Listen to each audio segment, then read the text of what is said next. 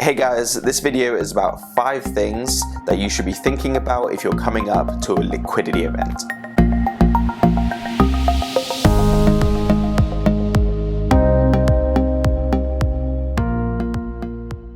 So first of all, what is a liquidity event? So a liquidity event is when somebody sells something. So maybe they have been a farmer their whole life and they have land and now they're looking to get out of the farming game and they want to sell it all. Or maybe they're a business owner and they've built a business from the ground up and now they're looking to make an exit. So it's basically a time in somebody's life where they come into a very large amount of money compared to what they have had prior.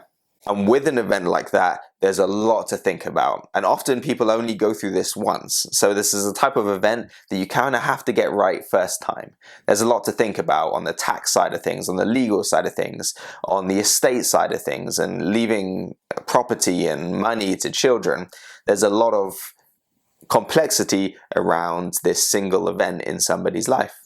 So first things first, this is probably one of the most important ones, and that's to make sure we get advice before this liquidity event happens. We want to make sure we're getting the services of a lawyer and an accountant at the very least to make sure that the tax situation, the legal side of things are all in line to make sure that an event like this goes smoothly and as efficiently as possible.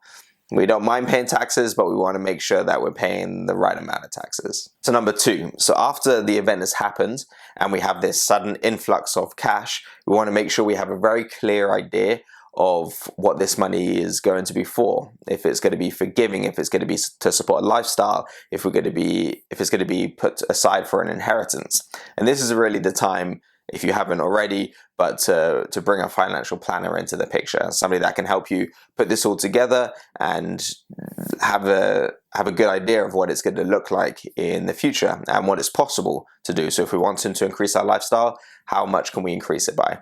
If we wanted to give it to children, how much can we give to children now to maintain our current lifestyle and then in the future? And all these type of questions can be looked after and looked at during this stage as soon as this type of event has happened. So number 3, so this is really about the psychological impact of having or investing a large amount of cash that we haven't previously been accustomed to. And that is the fact that as humans, we lose money in dollars, but we gain it in percentages. You may have heard that before. But basically what it's saying is that we know that the markets go up and down. When it's, $500,000 and it goes down 5% or 10%, 10% on $500,000 is $50,000. It might not hurt so bad, but now do the same amount on $3 million or $4 million or whatever it is. That goes from $50,000 down to a $400,000 down. And that down might be all the money you've had up until this point to invest. And it's important to get comfortable with that. And that can be a really difficult change to make, but it's one of those things that if you're going to be successful and not lose your hair over investing this type of money, it's an important thing to do.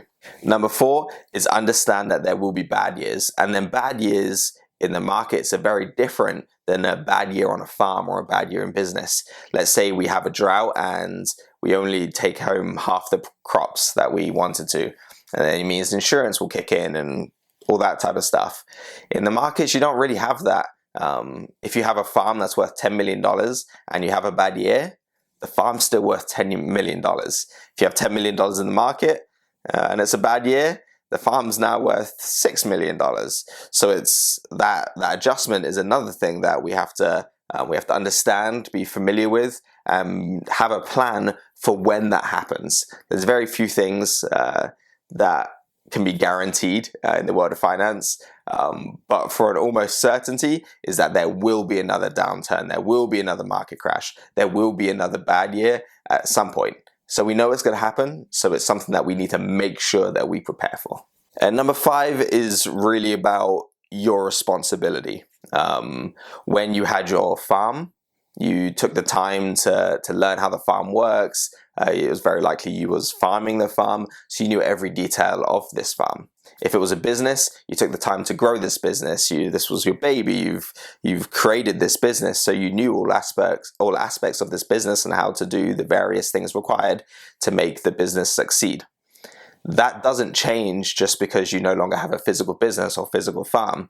Now your role is almost like an investor, and you need to get comfortable and familiar with all the various parts of finance. It doesn't mean you need to be an expert, but you do need to understand how things work. You do need to understand how to make decisions, because the decisions that you make with your money will dictate on how you live the rest of your life, or if you meet the goals that you want to meet.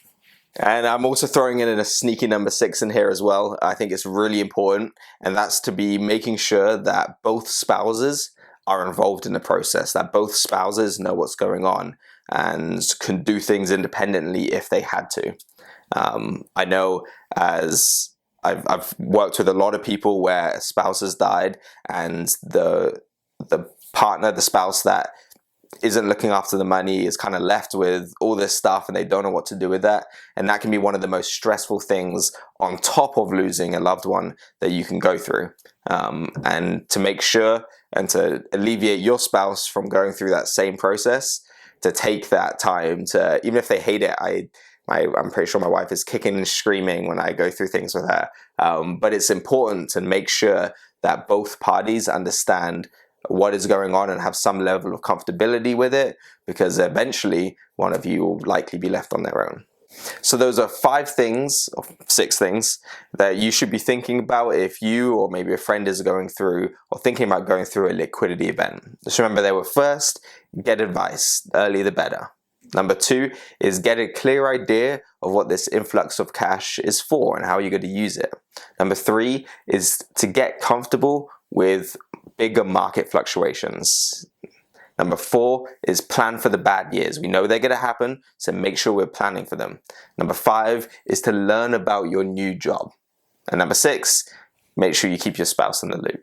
Thanks so much for watching. If you found that useful, let me know. If you have any feedback, let me know. If you hated it, let me know. Have a great rest of your day.